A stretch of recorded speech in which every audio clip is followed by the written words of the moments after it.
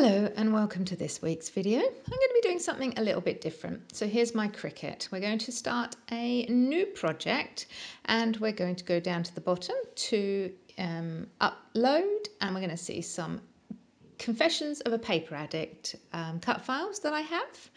I am looking for a pumpkin to do a starting page to my American holiday, and there's the pumpkin. There's some lovely cut files here. So we click on the cut file and insert it. Here we go. I'm going to move it up to the top, and I'm going to use this arrow in the bottom right hand corner and drag it down to make my file bigger. I'm looking at making it 11.5 by 11.5 because I can get it 11.5 on the right hand side but not the lower edge. So I've unlocked it and I'm dragging it down just a little bit more and then going to lock it back up again.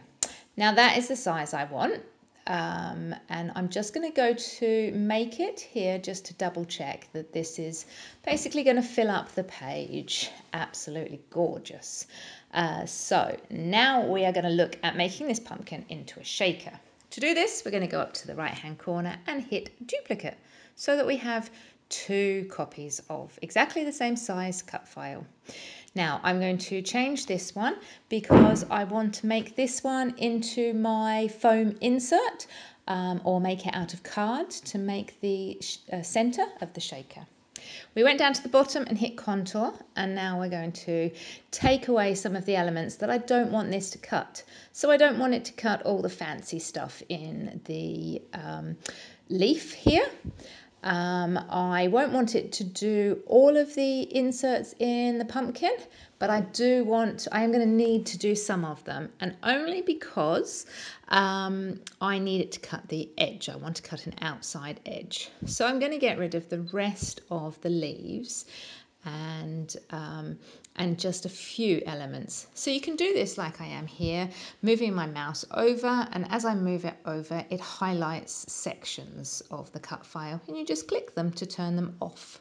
You can also go to the bar on the right hand side and pick the elements, but you have to be very careful when doing that because all of these elements are funny sort of shapes.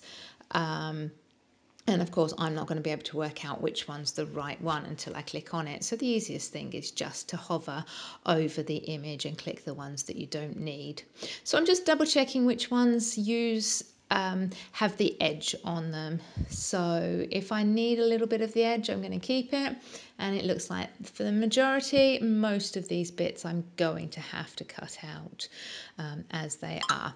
So I'm now going to go and have a look at what this looks like. You can see all of the blacked out areas are the places where this is no longer going to cut. But it is going to cut around the pumpkin, which is the bit that I want the shaker. So now we're going to duplicate again because now I want to do the perspex or the acetate top to the shaker element. Now to do this, we go to contour again, and there's a button down the bottom right hand side. Let me just make this so that you can see it. There's a button there saying hide all contours. So that gets rid of absolutely everything but that outside edge. That's all we want. So when we go to our main page, this will now show completely black. So it is going to just cut out the basic outline of this whole thing. So we go to make, and you can see that I have 3 mats here, one with the paper version, one with the version that you're going to make the center of the shaker, and the top one which you're going to cut out at acetate. So you'd go and make that in the usual way by loading up your mats and cutting each one on the different types of backgrounds that you want, on the different surfaces you're using.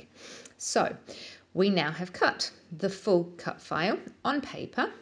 We have used a thick card and I've used some acetate.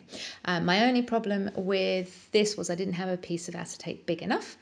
And I also noticed that I hadn't cut that swirl out, so I'm going to have to cut that off later.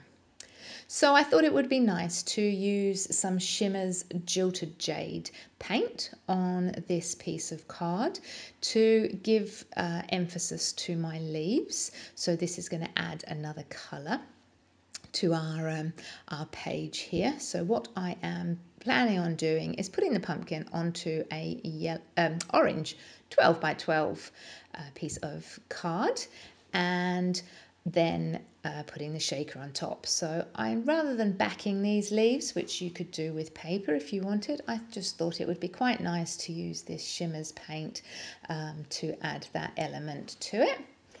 And when I was thinking about this, I've popped this down here now that it's dry, and you can see that bit where I didn't cut.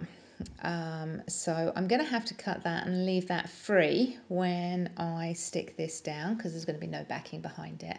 But I now need to cut those pieces that I don't need from the centre of the pumpkin to give me that shaker element.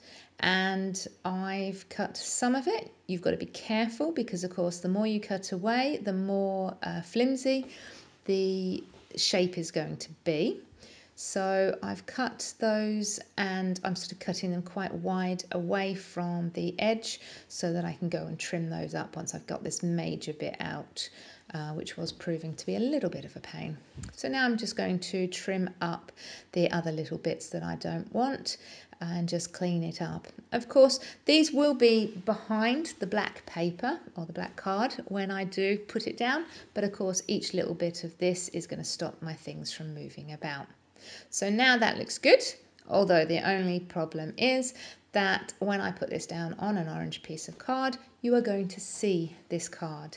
So I decide to paint the whole thing black so that if I don't put my cut file down in the perfect place, it's not going to be so noticeable because this is all going to be black, and it also is going to give a deeper texture to my page. It's just going to make it that little bit more sharp and a little bit cleaner and give the effect that I want. I mean, you could keep it a lighter colour if you want, but chances are you are going to see some of it. So I've also gone round the outside of the leaves as well so that they are black behind the leaves, just to give that bit more of a pop, because the whole thing is going to be covered over the top with my cardstock cut to the full Confessions of a Paper Addict cut file. And so once this has all been painted and dry, I get my orange card, and this is going to look stunning. So I'm just popping these down just to give the effect. That looks absolutely amazing and is such a gorgeous cut file. So the thing we need to do now is to glue this down. Now I'm using glossy accents, the Ranger glossy accents for this, just to make sure that this gives a lovely bind. I like the nib applicator on the glossy accents. It is fantastic for the cut files, and it just gives a lovely solid hold. So of course I need this to be very solid, especially the pumpkin section, so that nothing in my shaker starts falling out. So we're going to pop this down onto my page and put that back in place. And that is looking absolutely stunning. I'm loving how this is coming out. Of course, we want that orange pumpkin. It's an American page. We went to America just before Halloween last year. It was the first time for both myself and my husband to the States. So I really wanted to use this to add that fantastic element. So I found some gold moons and lots of different large gold circles there, which I thought was brilliant. Some very light orange circles and a bit of purple stars. I have some ghosts here, which I thought would be quite cute in the shaker element. And I have a couple of Spiegel Mums sequins. Here's some orange sequins that I've had forever. I don't know where they came from, but we popped those in. And now I am putting in one of the Spiegel Mums. It's a black and white collection. This one's, it's all in the details. And the green one, I'm going to pick out some of the green sequins in that, which is an exclusively designed for Thompson Craft Supplies. By Spiegel Mums, and as I say, I'm just popping in the green ones just to give that extra colour. Love purple, a little bit of purple on a Halloween page. Now this very lurid green had to go in there. That's the last of my supply of that one. And then I had some different, these are little flat they're bigger, they're sort of very big glitter. And I thought some of those colours would look fantastic. And then I've added some glass seed beads. I have a huge supply of these, and so I thought I would add those as well. Now I've got to do exactly the same. Now you can see I'm using quite a lot of glossy accents on this to stick down my perspex, because the last thing we want is any of these items to be coming out of the shaker when you shake it, or indeed when I put it in my album. It'll go down in my album, and then you'll find in the very bottom of the pocket page you will find lots and lots of mess, so we don't want that to happen. There we go, that moves around and looks lovely, and I love those ghosts in that. I've now got some tattered lace glue, which I am using. Again, it's got that lovely nozzle finish. I don't have to be so selective with regards to glue going on every element of this cut file, because it's just going on to the top to give all those details. So I'm really just going along the outside and leaving some of those not covered. That also makes it easier for me to pick it up and not get glue all over myself. And there we go on top of the page, and I think that is just a stunning cut file. It just screamed out to me when I saw it, I have to be big and bold, you have to see me. So I absolutely love that. Now I've done some cutting with my Cricut with some titles, and so I have done a San Francisco Here We Come, and I am going to put a orange section on top of there just to make that pop. And I've added some gold sprinkles as well off camera, and I just absolutely love it. Trick or treat, and my cat is sat pride of place on the bottom of the pumpkin. There we see her. Really hope you've enjoyed this page and this tutorial. Thank you very much for watching. Bye bye.